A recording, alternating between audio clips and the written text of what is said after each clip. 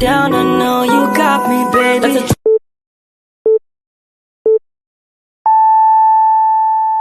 Teman-teman semuanya, selamat datang di video pembelajaran hari ini. Pada kesempatan kali ini, kita akan membahas topik yang sangat menarik dan relevan dengan dunia kerja masa kini, yaitu perkembangan manajemen perkantoran dan layanan bisnis di era revolusi industri 4.0. Nah, lewat pembelajaran ini, kita akan mengenal bagaimana kantor itu berkembang, dari yang dulu serba manual, sampai sekarang yang serba digital dan otomatis. Yuk, kita mulai.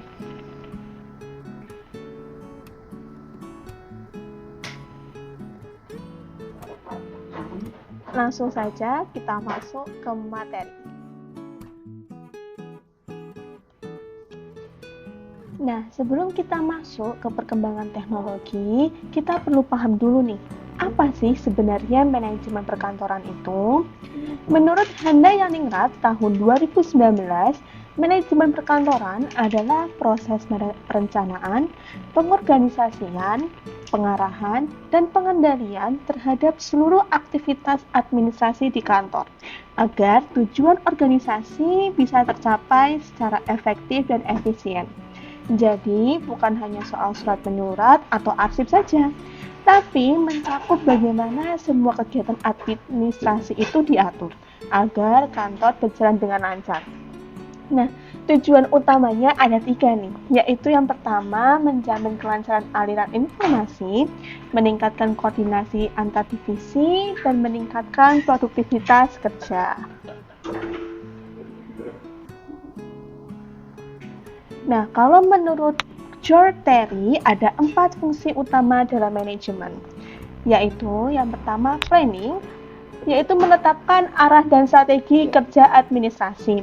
Yang kedua adalah organizing, yaitu mengatur pembagian tugas dan tanggung jawab. Yang ketiga ada actuating, yaitu menggerakkan dan memotivasi pegawai agar produktif. Dan yang terakhir yaitu controlling, di mana itu adalah mengevaluasi hasil kerja dan mengendalikan pelaksanaan tugas. Dengan keempat fungsi ini, kantor bisa berjalan lebih efisien dan terarah. Nah, selanjutnya kita akan membahas tentang layanan bisnis. Menurut Rahmawati dan Wicaksono pada tahun 2022, layanan bisnis adalah kegiatan administratif yang mendukung kelancaran operasional organisasi. Jadi, layanan bisnis itu tidak menghasilkan produk fisik saja, tetapi memberikan nilai tambah berupa pelayanan administratif dan dukungan teknis. Nah, ciri-cirinya ada 4 nih. Yang pertama yaitu bersifat tidak berwujud atau intangible, berorientasi pada kepuasan pengguna, lalu terukur dari kecepatan dan ketepatan, dan yang terakhir yaitu bersifat mendukung fungsi utama dalam organisasi.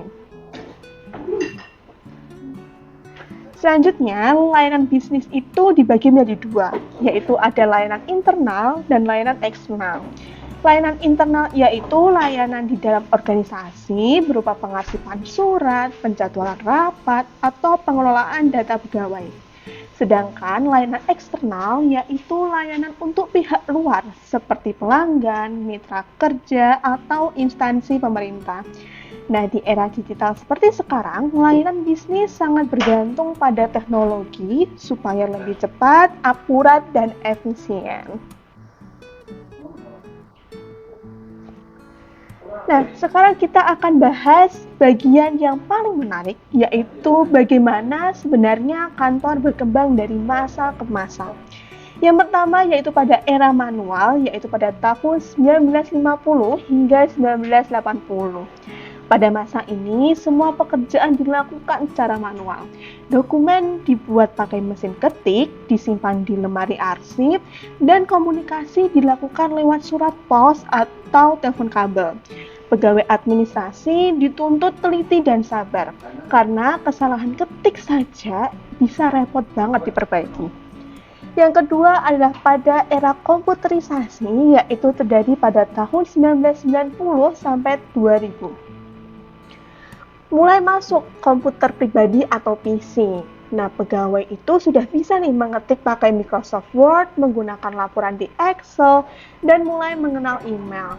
Tapi sistemnya masih lokal, belum terhubung internet. Penyimpanan data masih pakai disket atau CD, dan arsip kertas masih banyak digunakan.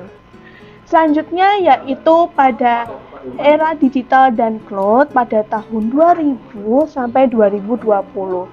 Di sini, internet sudah mulai jadi kebutuhan utama kantor.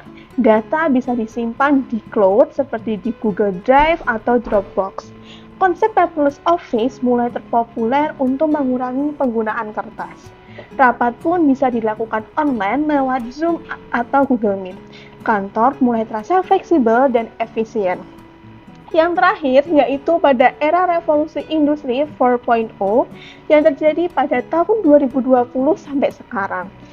Di masa ini, semua sistem kerja sudah saling terhubung lewat Internet of Things atau IoT. Pegawai bisa bekerja dari mana saja dengan sistem remote atau hybrid working.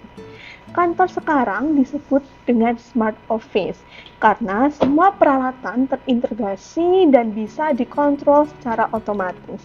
Menarik banget kan? Dunia perkantoran benar-benar berubah jadi lebih efisien dan fleksibel. Selanjutnya kita akan membahas mengenai revolusi industri 4.0 dalam dunia perkantoran. Menurut Klaus Schwab pada tahun 2017, revolusi industri 4.0 adalah integrasi antara dunia fisik dan digital melalui teknologi seperti kecerdasan buatan, Internet of Things, dan cloud computing. Nah, ciri-ciri utamanya itu ada banyak banget nih, seperti yang sudah ditampilkan di layar ya. Nah, dampaknya di dunia perkantoran itu juga banyak banget. Pekerjaan jadi lebih cepat, komunikasi antar pegawai lebih lancar, dan biaya operasional bisa ditekan. Tapi ada juga tantangannya, seperti kesenjangan kemampuan digital antar pegawai, resiko keamanan data, dan kebutuhan pelatihan berkelanjutan. Artinya, kita harus tetap belajar supaya bisa mengikuti perubahan zaman.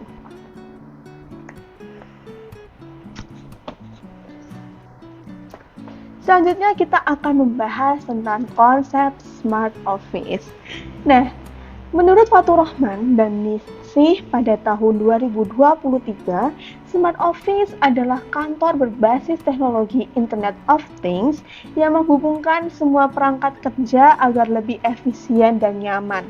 Contohnya, lampu dan AC bisa menyala otomatis kalau pegawai datang. Jadwal rapat bisa diatur lewat sistem digital dan data disimpan di cloud yang aman. Kantor seperti ini lebih hemat energi, efisien, dan tentu saja mendukung gaya kerja modern. Dengan smart office, pegawai bisa bekerja kapanpun dan dari manapun, tanpa kehilangan produktivitasnya.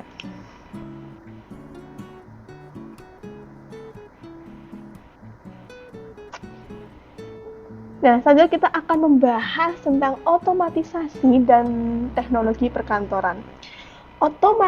Otomatisasi perkantoran atau office automation berarti penggunaan teknologi untuk mempercepat pekerjaan administratif yang dulunya dilakukan manual.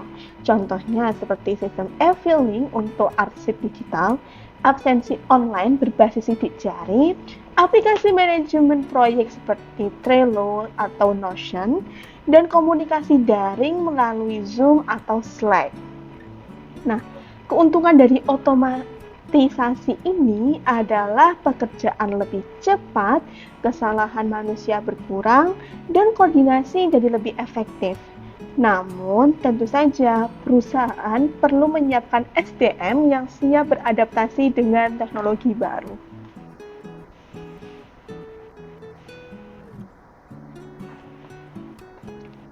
Selanjutnya kita akan membahas tentang tantangan dunia perkantoran di era digital.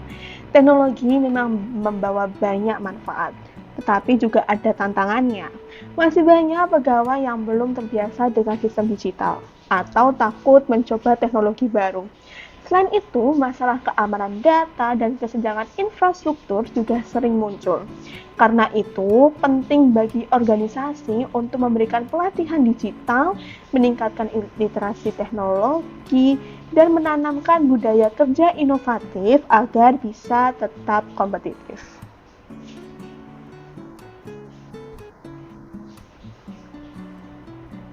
Nah, sekarang kita akan membahas tentang kompetensi pegawai era 4.0 ini, atau disebut juga pada era digital.